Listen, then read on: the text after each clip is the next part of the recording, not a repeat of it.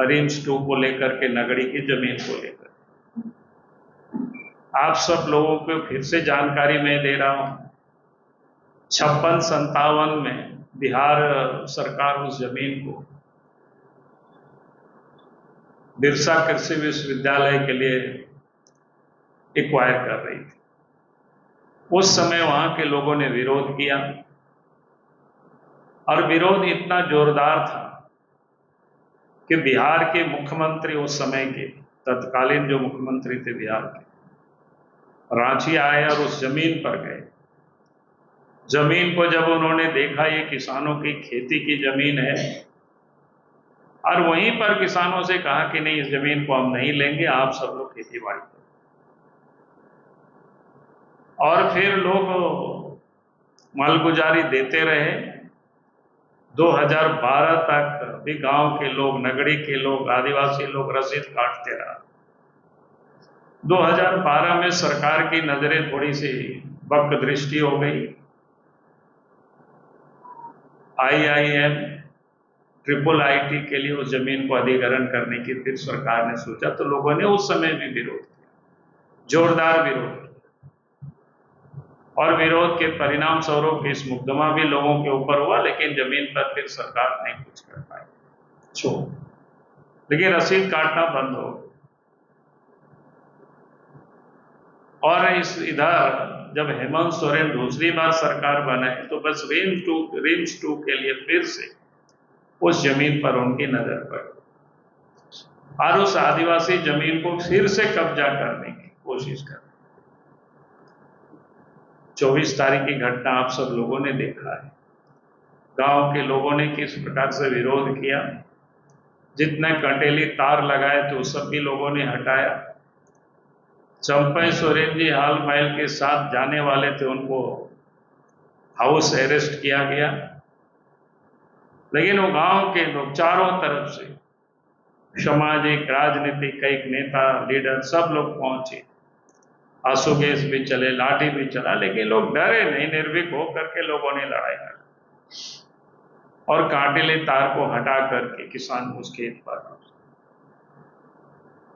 लेकिन विधिवत रूप से सरकार घोषणा नहीं किया। सरकार को घोषणा करना चाहिए कि वे आप उस जमीन पर कोई निर्माण का काम किसानों को सुपुर्द कर दे। ये भारतीय जनता पार्टी सदन में भी मांग की थी, अब सड़क पर भी मांग कर। इन दो मुद्दों को लेकर के भारतीय जनता पार्टी ने तय किया है 11 सितंबर को झारखंड के सभी प्रखंड मुख्यालयों पर प्रदर्शन किया जाएगा और वीडियो के माध्यम से राज्य के महामहिम राज्यपाल को ज्ञापन सौंपा जाएगा, जो कि आंदोलन आदिवासियों से जुड़ा हुआ है, गरीबों से जुड़ा हुआ है। एक तो CBI की जांच और दूसरा जो इस जमीन में लोगों को बेदखल कर रहे हैं, सरकार हठधर्मिता छोड़े और लोगों को वापस।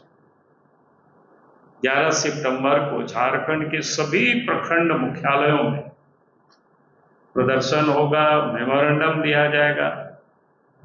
उसके बाद भी सरकार इन मांगों को नहीं मानेगी तो आगे और हम सब लोग आंदोलन करेंगे। इसको लेकर के फिर हम लोग तय करेंगे।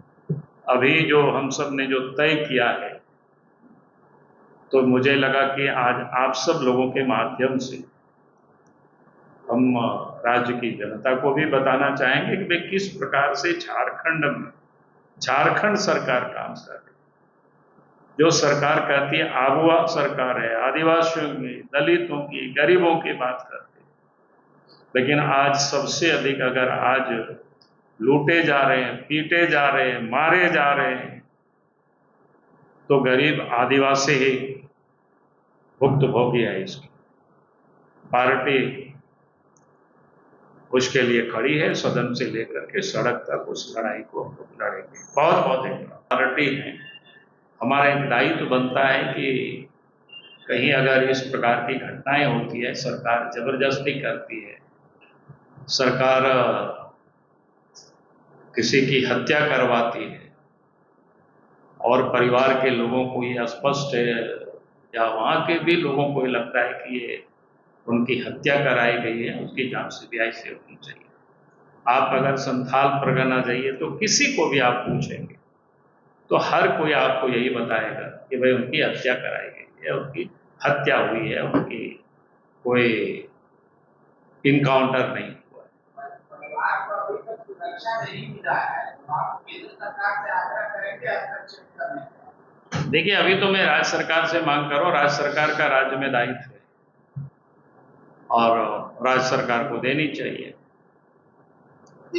सरकार का एक तर्क है कभी भी जमीन को लेकर कि 2 बार उससे काम हो गया थोड़ा-थोड़ा, एक बार लॉ यूनिवर्सिटी बन गया, एक बार रिंग रोड बन गया, थोड़ा सा काम बचा है, स्कूल भी बनने में बाबूलाल।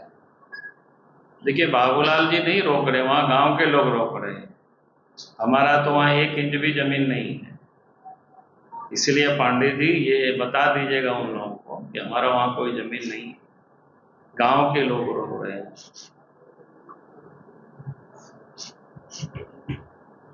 चले भाई, बहुत बहुत धन्यवाद। हमसे जुड़े रहने के लिए हमारे YouTube चैनल को सब्सक्राइब करें और नई वीडियो की नोटिफिकेशन के लिए बेल आइकॉन को दबाएं।